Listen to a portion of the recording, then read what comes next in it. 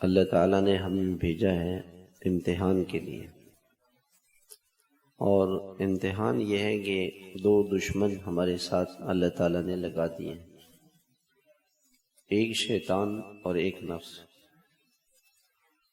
تو ان دونوں دشمنوں سے اپنے آپ کو بچانا ہے۔ اللہ تعالیٰ فرماتے ہیں فَأَمَّا مَنْ طَغَىٰ وَآثَرَ الْحَيَاةَ الدُّنْيَا فَإِنَّ الْجَحِيمَ هِيَ الْمَأْوَىٰ۔ جس نے اللہ تعالیٰ کی نافرمانی کی، اللہ پاک کی بات کو نہیں مانا،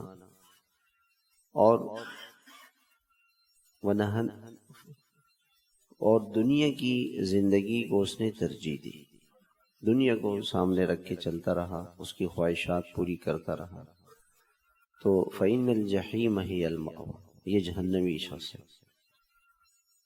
جہنمی کی پہچان کیا ہے؟ کہ اللہ کے حکم توڑتا رہے اور دنیا کے مزوں کے پیچھے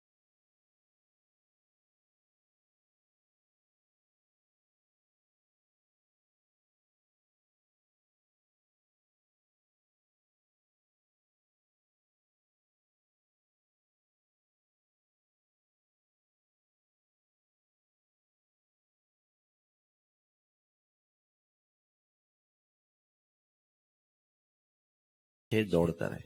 جی پاکستان میں دنیا کم ہے تو بھائی امریکہ چلے جاؤ، اور پاکستان میں دنیا کم ہے تو بھائی پیسے کم ہے تو رشوت لے لو، سود لے لو، جھوٹ بول لو، دھوکہ دے دو۔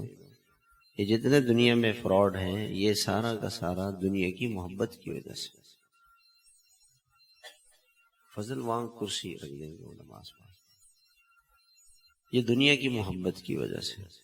اور دنیا کی محبت کیسے ختم ہوگی؟ وَأَمَّا مَنْ خَافَ مَقَامَ رَبِّهِ وَنَهَى النَّفْسَ عَنِ الْهَوَىٰ، اور جس کے دل میں یہ خوف پیدا ہوا کہ میں نے اللہ کے سامنے کھڑا ہونا ہے، اللہ کے پاس جانا ہے، ایک دن ایسا ضرور آئے گا کہ انسان اللہ سے اس کا آمنا سامنا ہوگا۔ یوم یقوم الناس لرب العالمین، ایک دن لوگ رب العالمین کے دربار میں کھڑے ہوں گے، اللہ کے سامنے انسان کھڑا ہوگا۔ صحابہ کرام جب اس آیت کو پڑھتے تھے تو بے ہوش ہو جاتے تھے کہ اللہ کے سامنے کھڑا ہونا۔